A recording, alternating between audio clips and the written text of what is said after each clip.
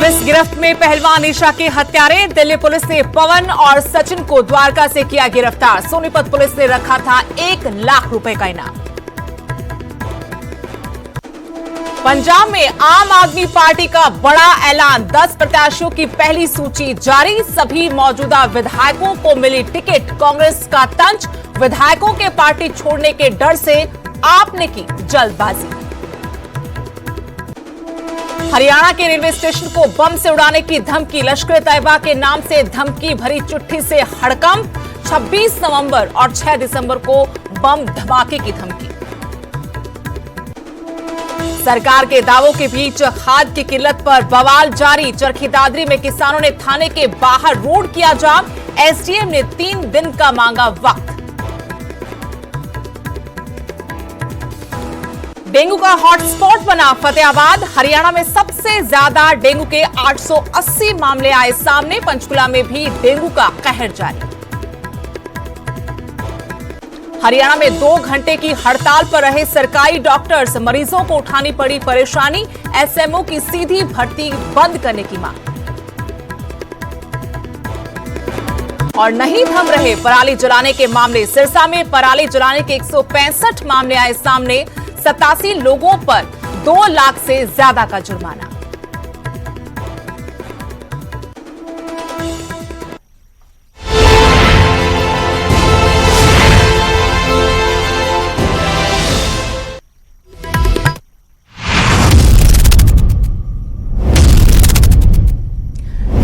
स्वागत है आपका, आपके साथ मैं हूं स्तेश नैन मोर। बुलेटिन की शुरुआत करेंगे बड़ी खबर के साथ। सोनीपत बड़ा डबल मर्डर में बड़ी कामयाबी हासिल हुई है पुलिस को। आरोपी कोच पवन और सचिन को गिरफ्तार कर लिया है। पहलवान निशा और उसके भाई की हत्या का इन दोनों पर आरोप है। दिल्ली पुलिस ने द्वारका से इन दोनों को गिरफ्तार किया है। सोनीपत पुलिस ने दोनों पर 1 लाख रुपए का इनाम रखा था। हत्याकांड के बाद से ही ये फरार थे, लेकिन बड़ी कामयाबी सोनीपत डबल मर्डर केस में आरोपी कोच पवन और सचिन को गिरफ्तार कर लिया गया है, जिन पर 1 लाख रुपए का सोनीपत पुलिस ने इनाम रखा था। पंचायत ने भी पुलिस को अल्टीमेटम दिया था 24 घंटों के लिए, लेकिन उससे पहले दिल्ली पुलिस ने यह कामयाबी हासिल की है। पहलवान निशा और उसके भाई की हत्या का इन दोनों पर आरोप, जिन्हें दिल्ली पुलिस ने द्वारका से गिरफ्तार किया। और जानकारी के साथ दिल्ली से मेरे सहयोगी शंकर आनंद जुड़ गए हैं। शंकर, एक बड़ी कामयाबी, जरूर सोनीपत पुलिस के हाथ नहीं लगे आरोपी, लेकिन दिल्ली पुलिस ने दोनों को गिरफ्तार कर लिया। कैसे और कहां पर यह गिरफ्तारी हुई? निश्चित तौर पर देखिए, जिस तरह से दिल्ली पुलिस की स्पेशल सेल ने एक बड़ी कार्रवाई को अंजाम देते हुए इन दोनों आरोपियों को गिरफ्तार किया है और इसके बारे में बताया गया है कि पवन बारात सिर्फ कोच के नाम से जो शख्स है उसको गिरफ्तार किया गया है, और दूसरा जो आरोपी है उसका नाम सचिन दहिया है, जो सोनीपत का रहने वाला है। और इन दोनों के पास से जिस तरह से आर्म्स भी बरामद हुए हैं, जो सचिन दहिया है उसके पास से भी आर्म्स बरामद हुआ है, और जो बारात पवन है, पवन के पास से भी एक रिवॉल्वर बरामद किया गया है। हालांकि वो लाइसेंस उसका है। तो अब जिस तरह से इन लोग को हरियाणा पुलिस तलाश रही थी, और जिस तरह से एक कहा जा सकता है कि दिल्ली पुलिस और हरियाणा पुलिस के बीच में पिछले काफी समय से एक बेहतर कोऑर्डिनेशन एक देखने को मिला है कि अगर दिल्ली का कोई आरोपी अगर हरियाणा की ओर जाता है तो उसके बाद तुरंत वहां से सूचित किया जाता है, और अगर हरियाणा से अगर कोई किसी आरोपी का दिल्ली में आने की अगर जानकारी मिलती है तो उसके बारे में जानकारी दी जाती है। तो शायद इसी का तकाजा है कि इन दोनों को जल्द से जल्द गिरफ्तार किया गया। गिरफ्तारी करने के बाद इसे आज कोर्ट में पेश किया गया। अब आगे जो ट्रांजिट रिमांड की प्रक्रिया है उसको अंजाम दिया जाएगा। बाकायदा कोर्ट से अपील की जाएगी कि उन दोनों को हरियाणा पुलिस को सौंपा जाए, और उसके बाद हरियाणा पुलिस जो वो अपने साथ ले जाकर आगे विस्तार से तफ्तीश करेगी और उस मामले में पूछताछ करेगी। और खास तौर पर उस हथियार को बरामद करना भी सबसे महत्वपूर्ण कार्य है, जिससे कि निशा और उसके भाई पर फायरिंग की गई थी, और इसके साथ ही निशा की मां पर भी जिस पिस्टल से फायरिंग की गई थी। और हथियार को बरामद करना, और इसके साथ ही वो किस मसले को लेकर बकझक हुई आपस में, जिसकी वजह से ये गोली चलाना पड़ा। इस पूरे मामले में तमाम सवाल हैं जिनके जवाब तलाशने की कोशिश सोनीपत पुलिस जरूर करेगी। शुक्रिया आनंद तमाम जानकारी के लिए। तो बड़ी खबर आपको बताए थे, सोनीपत में डबल मर्डर केस में अब बड़ी कामयाबी हासिल हुई है। दोनों मुख्य आरोपियों को पुलिस ने गिरफ्तार किया है। दिल्ली पुलिस ने यह कामयाबी हासिल की। दिल्ली के द्वारका से दोनों की गिरफ्तारी। आपको बता दें कि पहलवान निशा, उसके भाई और मां पर जानलेवा हमला हुआ था, जिसमें निशा, उसके भाई की मौत, जबकि उन दोनों की मां अस्पताल में इलाज करवा रही है और पिता ने काफी बड़े गंभीर आरोप इस मामले में लगाए थे। अगली बड़ी खबर, अंबाला रेलवे स्टेशन को बम से उड़ाने की धमकी दी गई है। लश्कर तैयबा के नाम से धमकी भरी चिट्ठी आई है। अलग अलग रेलवे स्टेशन को उड़ाने की धमकी दी गई है। 26 नवंबर और 6 दिसंबर को बम धमाके की धमकी इस चिट्ठी के माध्यम से दी गई है। यमुनानगर, शिमला, चंडीगढ़ रेलवे स्टेशन को उड़ाने की धमकी भरा ये पत्र मिला है। अंबाला मंडल की डीआरएम को ये पत्र भेजा गया है। हरियाणा के रेलवे स्टेशनों को उड़ाने की धमकी इस पत्र के जरिए दी गई है और लश्कर तैयबा के नाम से ये पत्र लिखा गया है। डीआरएम ऑफिस में प्राप्त हुआ था, जो आरपीएफ को उन्होंने मार कर दिया था। आरपीएफ ने जो है ना हमारे को आज 12 तारीख होगी, 10 तारीख को उन्होंने हमारे को लेटर दिया। हमने 10 तारीख को तुरंत एफआईआर रजिस्टर कर ली। एफआईआर रजिस्टर करके हमारे सारे साथी इसी संबंध में मीटिंग कर रहे थे, विचार विमर्श कर रहे थे। इसमें हम गहनता से तफ्तीश कर रहे हैं और जिसने भी ये शरारत की है या ये धमकी दी है, इसके खिलाफ सख्त से सख्त कानूनी कार्रवाई की जाएगी। कहाँ से लेटर आया और उसमें क्या लिखा हुआ? अभी तफ्तीश में ऐसा कुछ सामने नहीं आया। कोशिश कर रहे हैं ट्रेस करने की कि किसने ये लिखा है, कहाँ से आया है। ये सब तफ्तीश का जो है ना पहलू है, इसमें गहनता से तफ्तीश की जा रही है। अंबाला से हमारे सहयोगी कृष्ण बाली जुड़े हैं और जानकारी उनसे लेंगे। कृष्ण बाली, सबसे पहले तो यही जानना चाहते हैं कि जो धमकी भरा पत्र दिया गया है, क्या इसे पुलिस शरारत मान रही है या फिर इसके बाद सजगता वहां पर नजर आ रही है, सुरक्षा को अलर्ट कर दिया गया है?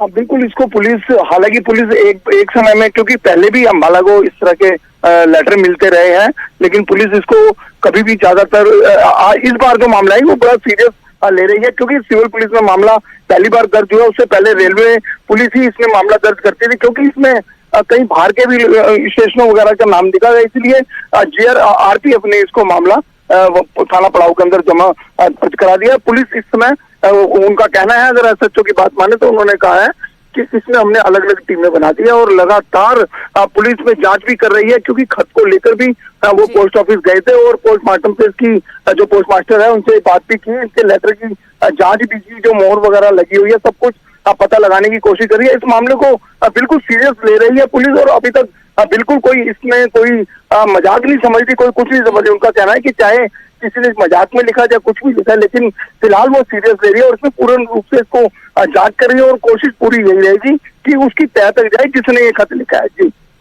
शुक्रिया कृष्ण बाली जानकारी देने के लिए। तो लश्कर तैयबा का नाम से ये धमकी भरा पत्र लिखा गया है। अंबाला रेलवे स्टेशन को बम से उड़ाने की धमकी इसके जरिए दी गई है। 26 नवंबर और 6 दिसंबर को बम धमाके की धमकी। इसके बाद से पुलिस भी अलर्ट पर है। पूरे मामले की तफ्तीश की जा रही है, तह में जाने की कोशिश की जा रही है कि आखिर इसके पीछे कौन है, इसकी पीछे जो मंशा है उसका पता लगाने की कोशिश हो रही है। क्या ये शरारत में की गई घटना है या फिर वाकई में किसी ने ये धमकी दी है? अगली बड़ी खबर का रुख करेंगे। हरियाणा में डेंगू का हॉटस्पॉट बन गया है फतेहाबाद। सबसे ज्यादा डेंगू के 880 मामले फतेहाबाद से ही सामने आए हैं। हालांकि पंचकुला में भी डेंगू का कहर जारी है। 768 केस पंचकुला से सामने आए हैं और इसी के साथ फतेहाबाद के बाद पंचकुला दूसरे नंबर पर है। फतेहाबाद में डेंगू का कहर थम नहीं रहा।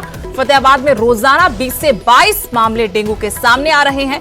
यूं तो पूरे हरियाणा में इस वक्त डेंगू का कहर जारी है, लेकिन सबसे ज्यादा चिंताजनक हालात फतेहाबाद के, जो डेंगू का हॉटस्पॉट बन चुका है। यहां पर 880 मामले सामने आए हैं। दूसरे नंबर पर पंचकुला, जहां 768 केस आए हैं। फतेहाबाद में डेंगू का कहर जारी है, तो बाकी जिलों में भी हालात ठीक नहीं है।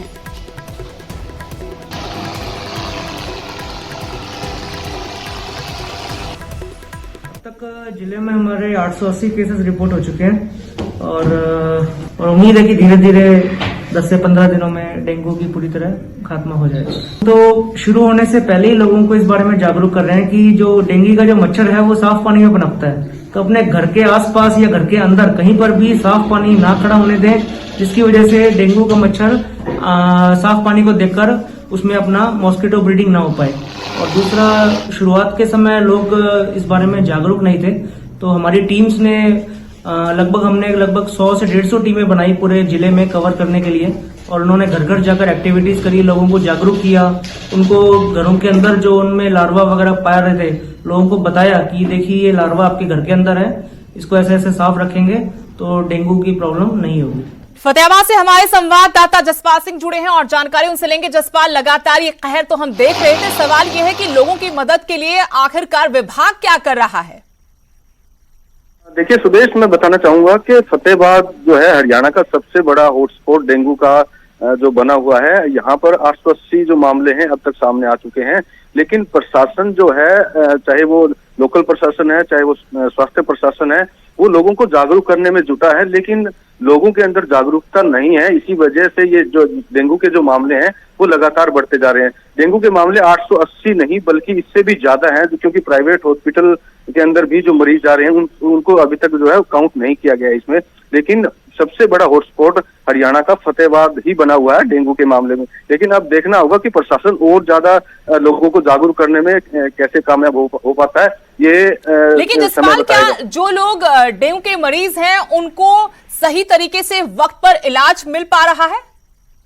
देखिए, जब डेंगू वार्ड का हमने दौरा किया तो वहां पर जो मरीज थे डेंगू के, उनका जो इलाज है वो किया जा रहा था, लेकिन डेंगू का वार्ड है वो अलग से भी बनाया हुआ है। लेकिन लोग सरकारी हॉस्पिटल में न जाकर प्राइवेट हॉस्पिटल में जो है वो अपना इलाज करवा रहे हैं, ताकि वहां उनको सुविधा ज्यादा मिल सके, क्योंकि सरकारी हॉस्पिटल के अंदर जो सुविधा है वो केवल मात्र ठीक ठाक ही होती है, क्योंकि प्राइवेट हॉस्पिटल के अंदर जो सुविधा है वो अच्छी मिलती है। तो लोग जो प्राइवेट हॉस्पिटल की तरफ ज्यादा ध्यान देते हैं। शुक्रिया जसपाल जानकारी देने के लिए। तो फतेहाबाद डेंगू का हॉटस्पॉट बन चुका है। यहाँ पर अब तक 880 मामले डेंगू के आ चुके हैं। विभाग ने अपनी तरफ से दावा किया कि इंतजाम किए गए लोगों को भी जागरूक किया जा रहा है। वहीं लोग निजी अस्पतालों और डॉक्टर्स के भरोसे हैं। सरकार दावा जरूर करे लेकिन लोग परेशान हैं। वहीं हरियाणा में 2 घंटे की हड़ताल पर आज सरकारी डॉक्टर्स रहे। प्रदेश भर के अस्पतालों में मरीजों को इसकी वजह से परेशानियां हुई। आपातकालीन सेवाओं को छोड़कर सभी स्वास्थ्य सेवाएं बाधित रही। 2 घंटे के लिए सांकेतिक ये हड़ताल थी। सरकारी अस्पताल के डॉक्टर्स पेन डाउन स्ट्राइक पर थे। एसएमओ की सीधी भर्ती बंद करने की ये मांग कर रहे हैं। पीजी कोर्स में 40% वेटेज बहाल का हो, ये भी इनकी मांग है। डॉक्टर्स का स्पेशलिस्ट कैडर बने। सुबह 9 बजे से 11 बजे तक 2 घंटे की हड़ताल पर ये डॉक्टर्स इन मांगों को लेकर रहे, लेकिन इसकी वजह से मरीज और उनके तीमारदार खासे परेशान नजर आए और कई जगहों पर तो मरीजों की तरफ से, उनके तीमारदारों की तरफ से डॉक्टर्स और सरकार दोनों को जमकर कोसा गया।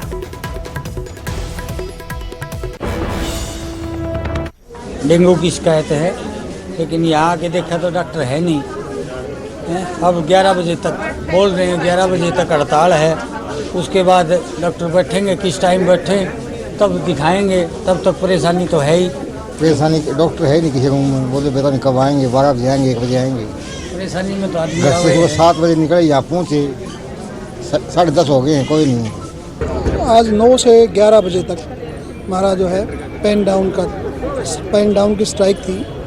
11 बजे के बाद हम काम करेंगे, जो भी है किसी भी मरीज़ को दिक्कत नहीं होने देंगे। और रही बात डिमांड की, वो हमारे डॉक्टर साहब ने बताई है, जो तीनों डिमांड जो है, एक जो है डायरेक्ट एसएमओ की है, कि दूसरी पीजी पॉलिसी की है, और तीसरी जो है स्पेशलिस्ट कैडर बनाने की है। डॉक्टर्स की नाराज़गी, हमारी एक्चुअली एसोसिएशन की 3 डिमांड्स हैं। एक तो डायरेक्ट एसएमओ की जो भर्ती होनी है वो, दूसरी पीजी पॉलिसी को लेके, और तीसरी स्पेशलिस्ट कैडर को लेके।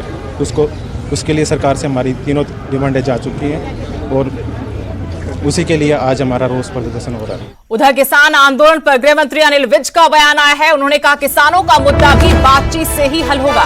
ये लोग किसान हितैषी नहीं है, इनका कुछ और ही एजेंडा है। कृषि मंत्री बातचीत के लिए न्योता दे चुके हैं, ये उनकी तरफ से कहा गया। हरियाणा के गृह मंत्री अनिल विज ने कहा कि प्रजातंत्र में सभी मुद्दे बातचीत से ही हल होंगे और किसानों का मुद्दा भी बातचीत से ही हल होगा, लेकिन ये लोग किसान हितैषी नहीं है, इनका कुछ और ही एजेंडा है। इसलिए अज्ञात कारणों से ये लोग बातचीत के लिए आगे नहीं आ रहे हैं। उन्होंने ये भी कहा कि केंद्र सरकार किसानों से बार बार बातचीत करने के लिए निमंत्रण दे रही है और बातचीत करने के लिए केंद्रीय कृषि मंत्री नरेंद्र तोमर के साथ साथ प्रधानमंत्री नरेंद्र मोदी ने भी कहा है। विज ने कटाक्ष करते हुए कहा कि किसान हितैषी नहीं है, इनका एजेंडा कुछ और ही है। किसानों को नेतृत्व बदलने और वार्ताकारों को बदलने के बारे में एक बार जरूर सोचना चाहिए। जन जागरण अभियान का नतीजा इलाहाबाद में निकल चुका है। जमानत जब्त हुई है राष्ट्रीय पार्टी की। इनके बोलने से कुछ नहीं होता। इनकी करतूतों को आज हिंदुस्तान का बच्चा बच्चा जान चुका है। वहीं हरियाणा में पराली जलाने के मामले थम नहीं रहे। सिरसा में पराली जलाने के 165 मामले सामने आए हैं। पराली जलाने वालों पर कृषि विभाग भी इस बार पहले से ज्यादा सख्त नजर आ रहा है। 87 मामलों में 2,30,000 रुपए का जुर्माना लगाया गया है। पानीपत में 49 किसानों पर 1,12,000 का जुर्माना ठोका है। हम आपको 2 तस्वीरें दिखा रहे हैं। पिछले दिनों पानीपत में भी पराली जलाने वाले किसानों पर जुर्माना लगाया गया था। सैटेलाइट से पराली जलाने वालों पर खास नजर रखी जा रही है। पानीपत के 49 किसानों पर 1,12,000 रुपए का जुर्माना लगाया गया। वहीं सिरसा में पराली जलाने वालों का आंकड़ा दिन ब दिन बढ़ता जा रहा है। प्रतिबंध के बावजूद बेखौफ होकर किसान पराली जला रहे हैं और जब उनसे इस बारे में पूछा जाता है तो किसानों की तरफ से यही कहा जाता है कि वो इसके अलावा उनके पास कोई विकल्प नहीं बचता। अगर वो सरकार के मुताबिक काम करेंगे तो उन पर आर्थिक बोझ पड़ता है।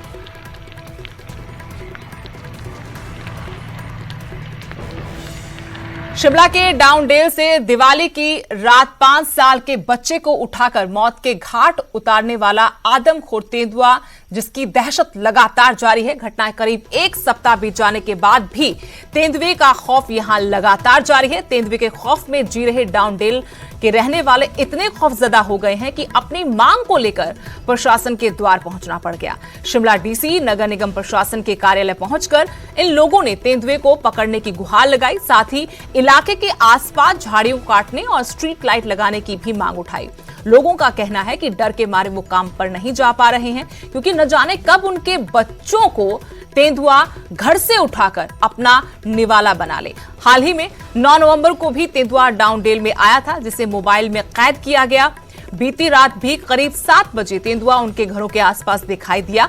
हालांकि तेंदुए को पकड़ने के लिए वन विभाग की कोशिशें जारी हैं, लेकिन अभी तक ये कोशिशें सिरे नहीं चढ़ पाई।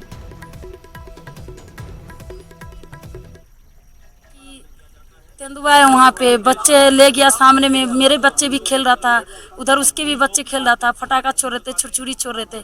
उसी टाइम बच्चे इतना आदमी के बावजूद भी उसको लेके कूद गए। इतना ढूंढा, पता नहीं कितने फास्ट में लेके भागा हो कि बच्चे को पैंट तो मिला पर बच्चे नहीं मिला उसमें। ये शहर के वजह से हम लोग आए। बच्चे उठा लिया, 5 साल के बच्चे के उठा लिया 4 तारीख को 8 बजे में उठा लिया। 8 बजे में उठा लिया। 8 बजे में उनके माँ खोजने गया, वो छुरछुरी भज रहा था, बच्चे मिला नहीं। फिर भी वो आया बच्चे के खोजने के लिए, मिला नहीं। पुलिस दरोगा जितना भी वो सारे गया, मीडिया वाले जितना भी आया सारे गया, बच्चा मिला नहीं। 3 दिन के रोज के बाद मिला। डर तेंदुआ का सारा मैंने परसों मेरे घर के पास देखा, मेरे बच्चे के पास डरता ही नहीं, वो तो बच्चे को उठा के ले जाता है। राजधानी शिमला में तेंदुए की दहशत बरकरार है और यहाँ इस वक्त हम राजधानी शिमला के कनलोग में हैं। कनलोग का जो जंगल है, यहाँ पर आपको तस्वीरें यहाँ से दिखाते हैं कि यहाँ पर किस तरह से जो फील्ड स्टाफ है वाइल्ड लाइफ विंग का, वो यहाँ पर जुटा हुआ है। जगह जगह पर जो है इस तरह के पिंजरे जो है लगाए जा रहे हैं। कैमरा जो है फिट किए गए हैं ताकि उसको जो है जो तेंदुआ है वो पकड़ में आए। ये तस्वीरें हम आपको यहाँ कनलोग के जंगल में आपको दिखा रहे हैं कि यहाँ पर ये देखिए, यहाँ पर जो है ये पिंजरा लगाया गया है। ऐसे ही पिंजरे जो है यहाँ खलीनी से लेकर डाउनडेल का इलाका, जहाँ पर जो है अभी दिवाली वाले दिन जो है जो घटना सामने आई थी, वहाँ तक जो है जगह जगह पर इस तरह के जो है पिंजरे लगाए जा रहे हैं। ये वाइल्ड लाइफ विंग के कर्मचारी आपको जो है नज़र आ रहे हैं। अब कोशिश ये की जा रही है, जिस तरह की जानकारी निकल कर आई है, वाइल्ड लाइफ विंग ने बताया भी है कि कुछ जगहों पर जो है जो निशान है तेंदुए के पंजे के जो निशान हैं वो मिले हैं। तो अब उम्मीद यही है कि जल्द जो है पकड़ में आएगा, लेकिन इतना समय बीत गया है, अभी जो है तेंदुए के जो है सिर्फ निशान मिले हैं। कहीं जगह पर कुछ एक जगहों पर जो है वो स्पॉट हुआ है और यहाँ पर अब परेशानी बहुत ज़्यादा है। स्थानीय लोगों की चिंता जो है ज़्यादा है, दहशत भी बहुत ज़्यादा है और इंतज़ार इस बात का है कि कब वो तेंदुआ जो है पकड़ में आएगा। उधर कांगड़ा में बैजनाथ के पास गुजरात के पर्यटकों की बस दुर्घटनाग्रस्त हो गई। हालांकि गनीमत रही कि बड़ा हादसा होने से टल गया। बस सड़क से खाई की ओर लुढ़क गई, लेकिन पेड़ से अटकने के कारण हादसा होने से टल गया। बताया जा रहा है कि इस बस में 56 लोग सवार थे। सभी लोग मनाली से धर्मशाला की तरफ जा रहे थे। हादसे में 2 सवारियों को चोट जरूर आई है। हादसे के वक्त सभी यात्री बुरी तरह से सहम गए। ड्राइवर ने गाड़ी से नियंत्रण खो दिया था। बताया जा रहा है कि अंधेरा होने की वजह से चालक समझ नहीं पाया और बस सीधे खाई में जा गिरी।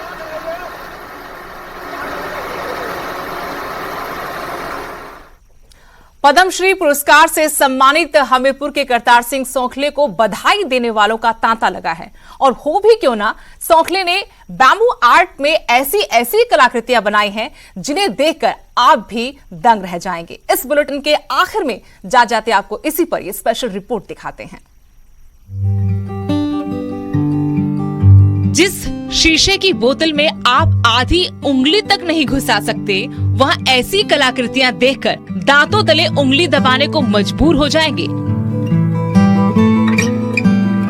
राष्ट्रपति भवन में जब करतार सिंह सौखले का नाम गूंजा तो हर हिमाचली का सीना गर्व से ऊंचा हो गया। शानदार कलाकृतियों के लिए सौखले को पद्मश्री पुरस्कार से सम्मानित किया गया। हिमाचल में टैलेंट बहुत है, थोड़ा सा इसको ये है कि मंच मिलने की ज़रूरत है। अगर मंच मिल जाए तो हम काफ़ी अच्छा आगे निकल सकते हैं इसमें। और ये जो कला के क्षेत्र में बैम्बो पे खास करके जो है ये लोगों के लिए एक मतलब इनकम का सोर्स बन सकता है। हमीरपुर जिले के नौहंगी निवासी करतार सिंह सौखले ने पीएम मोदी, सीएम जयराम ठाकुर, पूर्व राष्ट्रपति अब्दुल कलाम और कई देवी देवताओं की कलाकृतियां बोतल में बनाई हैं, जिन्हें देखकर हर कोई दंग है। परिवार के लोग भी बम्बू आर्ट में उनकी कड़ी मेहनत की तारीफ करते नहीं थकते। बहुत खुशी की बात है परिवार के लिए, हमारे लिए, सारे प्रदेश के लिए ये बहुत गौरवान्वित करने वाली बात है। बहुत खुशी हो रही है, गर्व भी महसूस हो रहा है और सबसे ज़्यादा खुशी ये हो रही है अपने हिमाचल के लिए अवार्ड मिला है। सभी के लिए मतलब खुशी का मौका है, पूरे प्रदेश के लिए और दुनिया के लिए। हमारे लिए बड़े गौरव की बात है कि हिमाचल प्रदेश के एक आम नागरिक को इतना बड़ा पद्मश्री अवार्ड मिला। ये बड़े सौभाग्य की बात है और हम अपने आप को बड़ा सौभाग्यशाली फील करते हैं कि करतार सिंह जी जो हैं हमारे नदौन के क्षेत्र से हैं। ये हमारे लिए बड़े सौभाग्य की बात है। कला ऐसी कि हर किसी में जान फूंक दे।